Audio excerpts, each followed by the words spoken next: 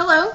Today we're going to be talking about the Montessori classroom approach, which was developed by Maria Montessori. To begin with, I would like to go over a brief timeline introduction, just telling a little bit about Maria Montessori herself. Then we're going to dive into her method of classroom teaching, and then dive into, at the end, a thoughts for Christian educators. Now, first off, Maria Montessori, she was the first female in Italy to receive a doctorate in medicine in 1896. Now, this is an important fact that we're going to come back to later that really started to shape her method through the things that she learned and things that she saw while she was practicing medicine. In 1909, she published the Montessori method. This was her version of education, suggestions for classroom teachings. And then in 1911, there was the opening of the first Montessori school in the United States. By this point in time, however, across the world, there were many Montessori schools. This wasn't the first one in the world. This was just the first one in the United States. And this was before Maria Montessori even visited the United States. She didn't come until 1913, 2 years later. But her methods were spreading far across the world before her trip to the United States, and many schools loved her new approach to teaching children. Then from 1914 to 1950, she published multiple books on education, further books about her theories, about her methods, just thoughts about children and how they should be approached when someone teaches them. And then she also did a lot of other work, which I didn't put on here, but she did other work in India and Italy, and she was also nominated and won Nobel Peace Prizes as well.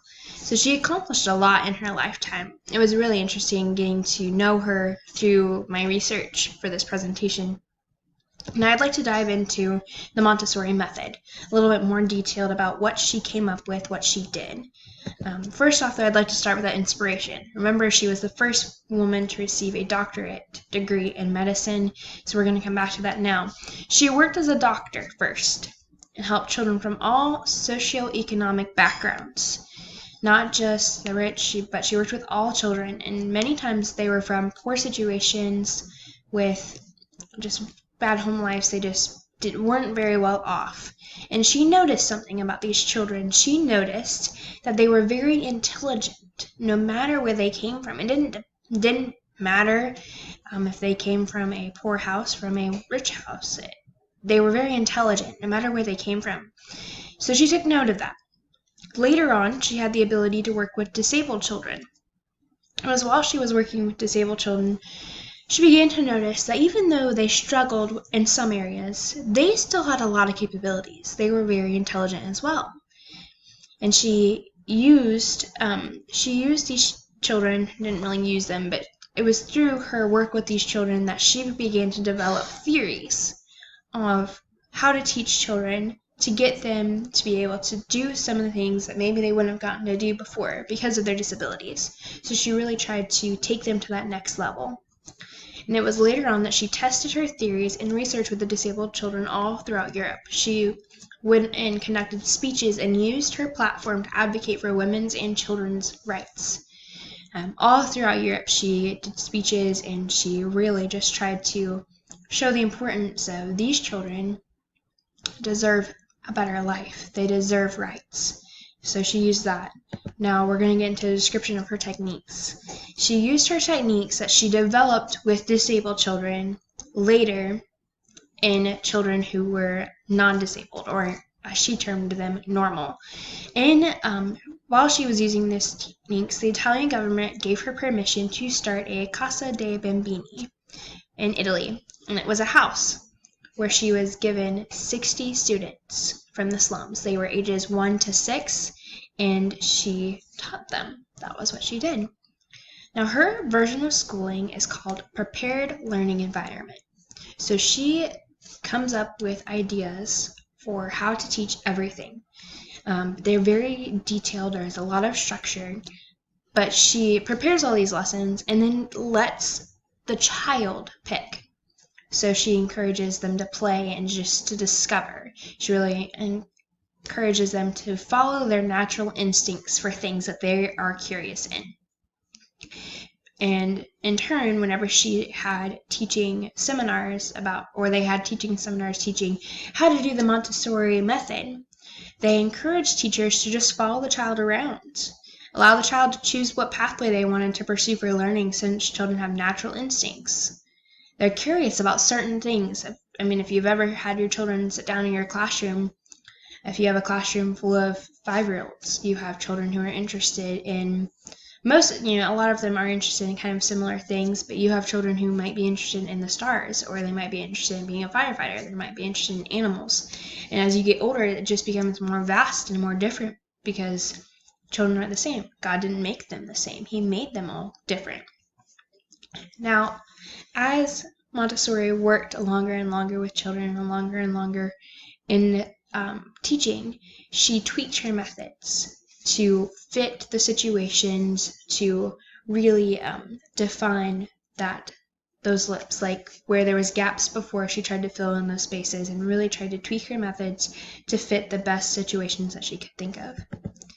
Now, her method remained popular until the 1920s. Specifically in the United States, it remained really popular. And then in the 1920s, it started to fade out, specifically whenever World War II started. It was, before then it had already kind of faded out, but then it just kind of disappeared.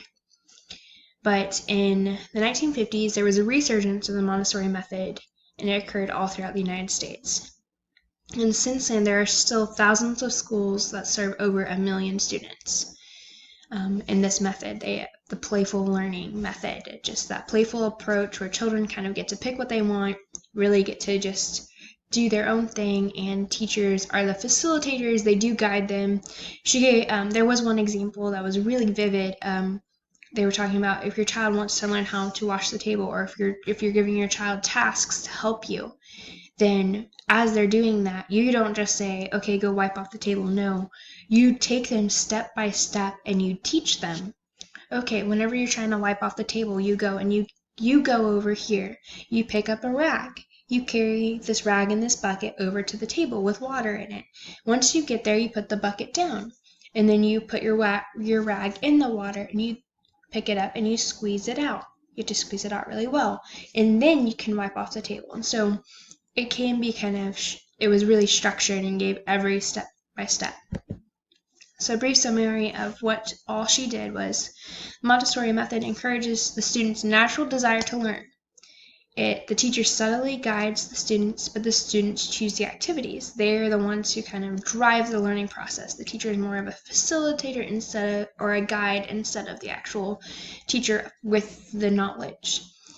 Sometimes, for example, with the table, they would demonstrate that, but then allow the children to take it from there, figure out how they would want to do it from there. Structure is embedded within the freedom. So yes, like I mentioned with the table, the teacher they would demonstrate certain things if that's what the child was interested in, but the child would then have the freedom to choose whatever they wanted. The lessons, however, guide through each step of the process of a topic with detailed explanations, just like the example with the table. Now, I want to go into thoughts for Christian educators, which this is where I want to spend a lot of time. Because as Christian educators, if you just kind of think about the Montessori method, there can be a lot of good things in it. But we also have to be very careful about what we're teaching our children. Some thoughts are that children are born with a sin nature. And we live in a very sinful society. As we have children, raising them up, somebody recently described it, I think it was Brother Ed Loney. I was at a youth rally recently, and he described it as sin is a lifestyle. It's the style now. And so we just have to take that into consideration. Children are already born with a sin nature, and if you allow them to just decide what they want to do, decide how they want to approach things, if they're getting those examples from home and they're bringing them to school about what they want to do, about how they want to do things, then before long you're not going to have as much of a godly environment as you did before, because it's going to be tainted by those things. I know a lot of us are teaching in Christian schools, which makes it different. Our families that we have in our Christian schools should be good, godly families that are examples to their children, that teach them the right way to interact with others. But sometimes, because of the society we live in and because of the style of our society and the pressure to just fall in with sin, our pastor was preaching recently about how before long you're not even going to be able to tell where the godly families are from the ungodly families. You're not going to be able to tell the difference because that lifestyle of sin has taken over. But we also have to remember that God's commanded us to teach the next generation. The Montessori method, the teacher takes kind of a back seat. They become more of a facilitator. Well, God didn't design it that way. God designed it for us as teachers to teach them. We have to do our best to honor the Lord and to really show the children of the next generation. Because if we don't teach them, no one will. They're not going to get those information. They're not going to get that from the world. They're not going to get a godly example if we don't portray it to them. And so I also put this verse on this passage of scripture here that I thought was really great to just remind us as we go into approach. Lo, children are a heritage of the Lord, and the fruit of the womb is his reward. As arrows are in the hand of a mighty man, so are children of the youth. Happy is the man that hath his quiver full of them. They shall not be ashamed, but they shall speak with the enemies in the gate. Psalms 127, verses 3 through 5. I think encouraging students to have inquiry about creation, about the world around them, is wonderful, because God didn't lay out all the details in his word. He left some of those details out so we would go and seek for ourselves, so we would go and seek out more about creation. That's why he gave us the gift of science and the gift of math, some of those gifts of our subjects that we teach our children. He didn't just give us all the details lined out about this is exactly how the human body works. This is exactly why we have rain. This is exactly why the plants grow vertically instead of horizontally. He didn't outline all those details because he wanted us to get to know him through his creation. And in some aspects, I think it's great that the Montessori method encourages that, natural instincts, that desire, because it can be so easy to just squash that in children if we're not careful. Because we're teaching you this is what you need to listen, this is what you need to learn, sit down, listen, and this is it. Please don't interrupt me. I'm trying to get through this. And so many times we can just get distracted from what our purpose is here. The Lord wants us to do our best to teach the next generation, even if that means sometimes taking a couple extra minutes, getting a little bit off topic in our lessons, because if children have questions about things, as long as they're not being, disrespectful in the manner, I think that's okay, because God wants us. Wouldn't you rather those children ask questions from a godly counselor instead of from the world? Yes, sometimes your children ask silly things whenever you're in class, but as long as we're seeking the Lord's wisdom on those things and encouraging our students to seek the Lord themselves, I think that there's a lot we can learn from the Montessori method. Now, I'm not saying that this is something that should be put into everyone's classroom right away. No, I honestly think that there's a lot we could glean from it, but there's also a lot that we shouldn't glean from it, just because we have such a great duty as Christians to this next generation, and from God. We have such a great gift, and we need to really use it to the best of our ability for his glory. But just thinking about it, there's a lot we can glean from the Montessori method of encouraging our students to follow the inquiry, to seek out things, to ask questions, but doing it in a manner that's going to, like I said, bring honor and glory to the Lord. And then this is my list of resources. There were so many. There wasn't a ton of resources that I could find article-wise, like journal-wise, but there were a few that just really stood out to me that encouraged, and I suggest you, if you want to know more about the Montessori method, look into these resources, and they can really give you more details behind what her thought process was on it and why she did it, and just differences between playful learning, Montessori education. There's just a lot behind it that you could go into more detail with it. I did. that I did not hear.